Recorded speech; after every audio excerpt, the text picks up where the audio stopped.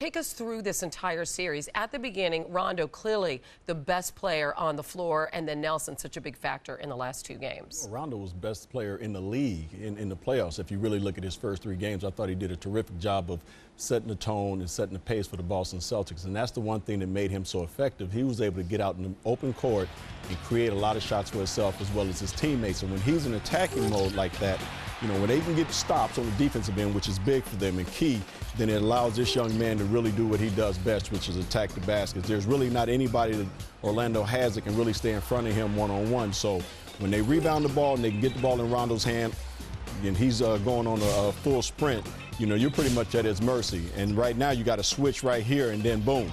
You know, just a great no-look, look away, you know, spin to the baseline type thing. But what Jameer Nelson has done the last two games is that the Orlando Magic have done a real good job of setting multiple screens on Rondo and really trying to make him fight through all these pick and rolls. And when he's not getting through them, Jameer is looking to attack the basket, and when he's attacking the baskets, he's also finding guys for open shots, and he's doing a terrific job. And he was very vocal. He's a Philadelphia Flyers fan, so he was reminding everybody the history there with the Boston Bruins. But even when his team was down, he was the guy saying, look, we can play better. We can get back in this series, and indeed they have, which brings us to tonight and a lot of uncertainty regarding Boston's big men.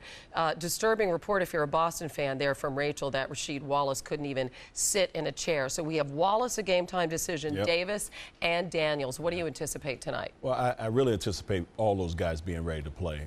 This is the game that they have to win. I think they all feel that way. This is their Game 7. It's a lot like this series against the Cleveland Cavaliers where they were coming home with a 3-2 lead. So, you know, if Rasheed Wallace plays and Big Baby plays, then they obviously have a very good chance of closing this series out because they need those two guys for Dwight Howard. I mean, he's a guy that needs, you know, where you have to use your big man as much as possible. Kendrick Perkins have done a terrific job on him, but Big Baby and Rasheed Wallace has not only helped him on the defensive end, they've helped him on the offensive end as well. And Byron says the longer the series goes on, it favors Orlando the young guys. They are young. All right. Great to have you on our set. Get up early more often. All right. We love having you on SportsCenter in the morning. That is Byron Scott.